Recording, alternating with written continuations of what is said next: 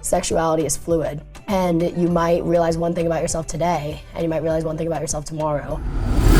JoJo Siwa just yanked the sequin curtain on her entire US tour, hours after ghosting Chicago's Backlot Bash Pride gig, and the internet lost its mind.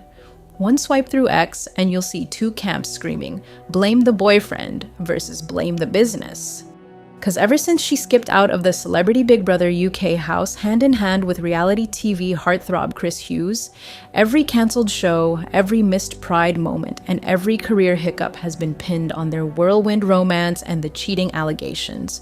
JoJo's public farewell to her lesbian label for the broader queer tag, the Hush Hush split from Columbia Records, and a self-released single that didn't exactly boom like Boomerang have all collided in the same glitter storm. Somewhere between lovey-dovey TikToks and scheduling conflicts, she's teasing European dates and dropping hints of a full-scale career pivot. Fans are left wondering, is this a strategic reboot? Or the messiest glowdown pop has seen in years? Let's rewind to the good old days of Celebrity Big Brother UK, shall we? Last April, JoJo swapped her rainbow mansion for a CCTV-soaked London townhouse, and then, plot twist. Guess who she found comfort in? None other than Love Island's Chris Hughes. Cameras caught him defending her after a castmate's homophobic jab, and fans felt the chemistry crackle long before JoJo did. But at the time, she was still calling herself a lesbian and was publicly dating Aussie DJ Kath Ebbs. Fast forward through 3 stressful weeks, one too many late-night cuddle chats, and a million TikTok theories later, and then suddenly, JoJo walked out of the house. Single, and strangely quiet about Chris being just friends. Then, things got messy fast. At the wrap party, Ebbs claims JoJo dumped them between champagne toasts, sobbing that her life had swerved off course, while onlookers whispered that Chris was waiting in the wings. JoJo later told This Morning she simply couldn't waste another second living a lie.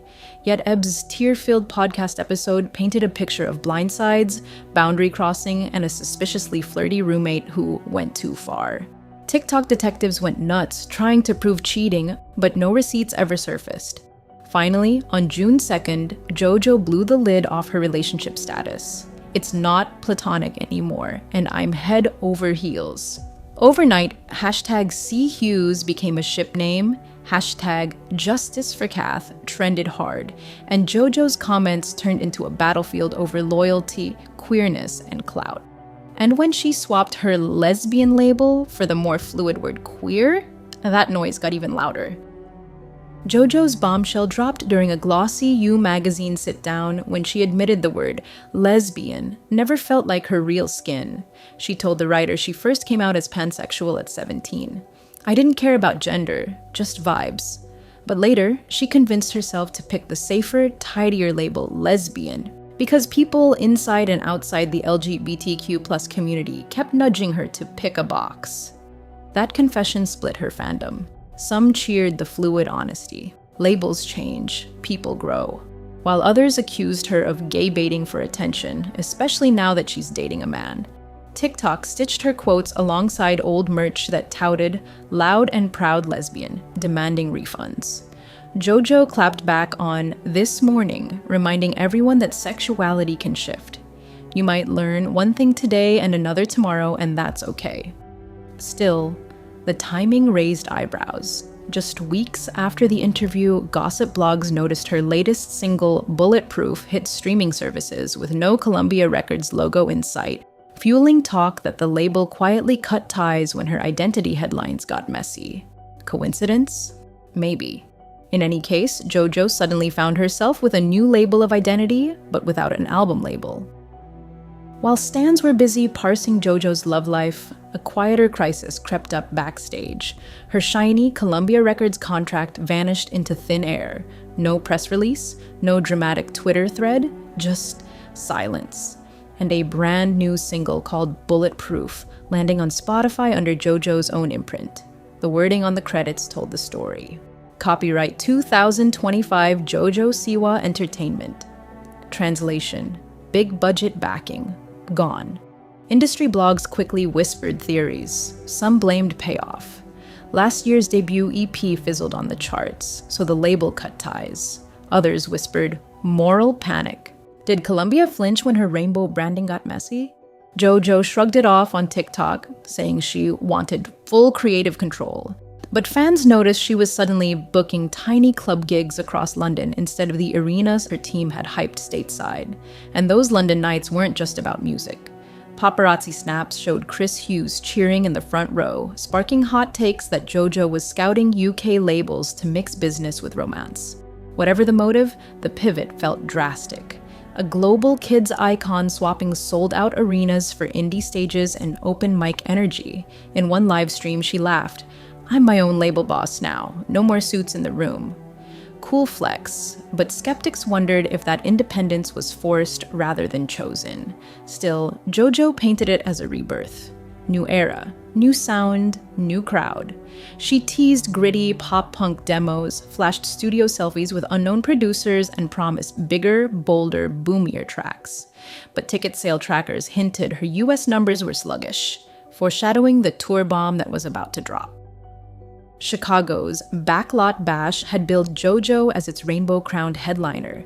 Then, barely a week before the confetti cannons, organizers slipped an Instagram story saying she'd backed out for a quote-unquote scheduling conflict.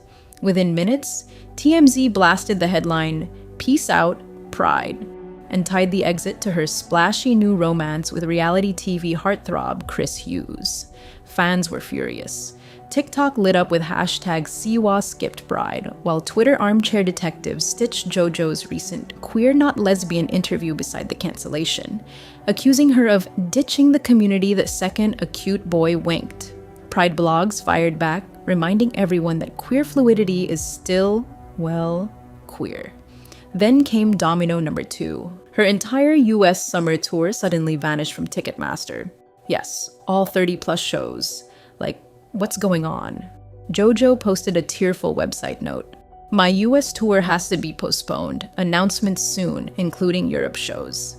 Refund links followed, and speculation shifted to full meltdown mode. Was it poor US sales, a strategic UK reboot, or a love-soaked relocation with Chris? Back in 2024, JoJo couldn't stop gushing about motherhood.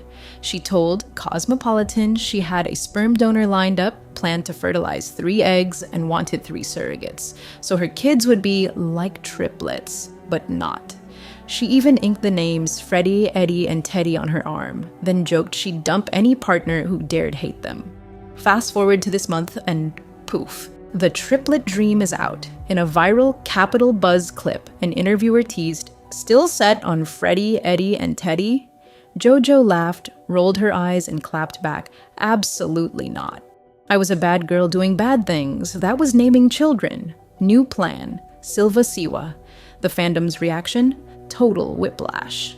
TikTok churned out eulogies for the retired names, while Twitter ran polls asking if Silva sounds more like a perfume than a baby. Chris Hughes' grin popped up in the comments, and speculation hit overdrive. Did the reality TV boyfriend nudge the rebrand, or is JoJo simply rewriting her future to match a UK pivot? She swears the change has nothing to do with him. "I just grew up, y'all." But critics note the timing. New man, new label hunt, new tour map, new baby blueprint. Whatever the trigger, JoJo's family roadmap looks nothing like last year's, and her fans are still trying to keep up. In interview after interview, she can't stop raving about Chris Hughes. His eyes like the ocean, his habit of treating every barista like royalty, his knack for making her feel like the only girl in the world. Fans who shipped hashtag #SeeHughes swoon at every soundbite, calling the pair real-life Disney. But critics roll their eyes, tallying up everything JoJo lost since the romance went public. A record deal, a Pride stage, an entire US tour. They say she's trading arenas for superficial arm candy, turning a global brand into an Iggy +1 storyline. JoJo swats back, insisting she can juggle both. On TikTok, she flashed a whiteboard packed with song titles and tour routes, captioned "Girl Boss" and "Girlfriend." Yet algorithm watchers note her engagement dips whenever the content leans lovey-dovey and spikes whenever she teases new music. Even brand partners seem cautious. One sneaker collab quietly vanished from her bio the same week tabloids printed beach photos of her and Chris. Coincidence? The debate rages on. Still, for every comment claiming love ruined JoJo, another cheers the glow up. A 30-second clip of her freestyle dancing in a London alley, purple streaks in her hair, belting out a rough-cut chorus that actually slaps. Maybe she's shedding old sparkle to build a new shine, or maybe she's gambling a multi-million-dollar empire on one whirlwind romance. JoJo Siwa, once the unstoppable glitter cannon, now stands at the most critical crossroad of her career. One fork points to a London love story, self-made label, and a European tour she swears will be bigger, louder, and totally worth the drama. The other leads back to the rainbow-draped arenas she just ghosted, where furious fans still clutch refunded tickets and wonder if their idol traded neon dreams for a reality show prince. Her identity is fluid, her baby names are brand new, and her business plan looks like a hot mess. Maybe that's chaos, or maybe it's the boldest rebrand pop culture's ever seen. Will JoJo's next move prove she's still the queen of the comeback boomerang, or will her bow finally slip?